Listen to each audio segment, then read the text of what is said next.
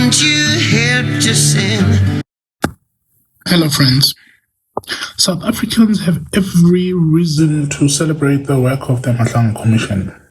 With every witness who testifies, every revelation that comes to light, every arrest that follows, and every recommendation that seeks to restore the integrity of our criminal justice system, South Africa moves one step closer to accountability.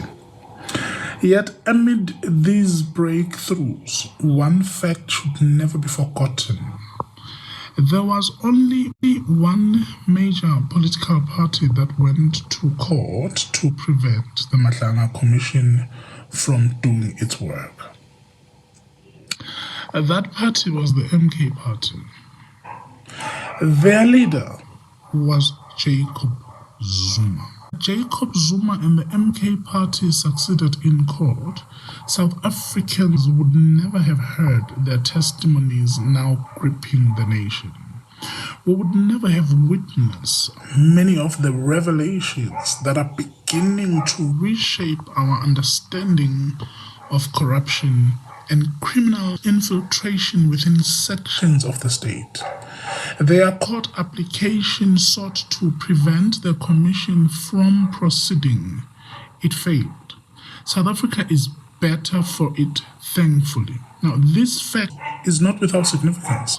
Today, supporters of the MK party rightly express outrage at the allegation emerging from the commission. They celebrate every breakthrough.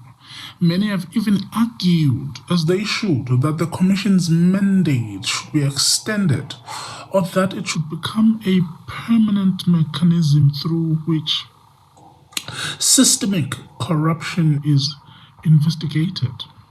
There is nothing wrong with holding that view. I agree with it.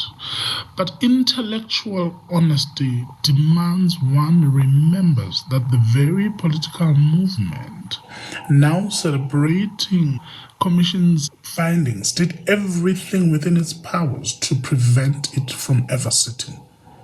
That is not opinion, that is factual history. The obvious question is why? Only Jacob Zuma and his party can answer that, or just only Jacob Zuma. One possible explanation for me is that the Zondo Commission remained fresh in Mr. Zuma's mind, given that his presidency has frequently been associated with findings and allegations of extensive state capture and corruption. It would not have been unreasonable for him to anticipate that another commission of inquiry into institutional corruption might once again traverse issues connected to his administration, or in fact the broader political environment in which he governed.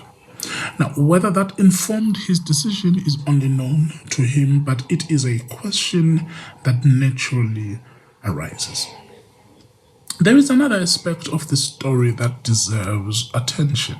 General Madlanga Commission publicly disclosed what he described as political interference and systemic corruption within the South African Police Service.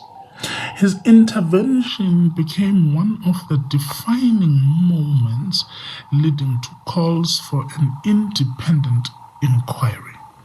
Yet this was not the first time that General Mkhwanazi found himself at odds with political authority.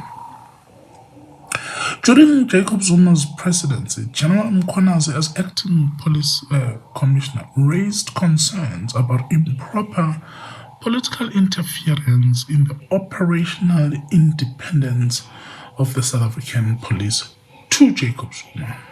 Faced with that situation, President Jacob Zuma chose to accept General Mkhwanazi's departure rather than decisively confront those accused of interfering in policing. He chose to protect those accused of corrupting the system rather than the whistleblower exposing the corruption of the system. The decision deserves renewed scrutiny today because the allegations emerging before the Madlanga Commission suggest that the warnings raised years ago were not isolated concerns.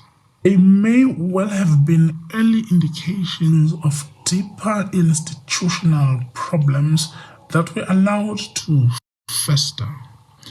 Independent commissions exist precisely because powerful people cannot be permitted to determine whether allegations against powerful people are investigated. The victories of the Madlanga Commission belong to the peoples of South Africa. Every revelation belongs to citizens who have demanded accountability. Every recommendation belongs to those who believe our institutions can still be repaired. But whenever South Africans celebrate the work of this commission, they should remember one simple fact.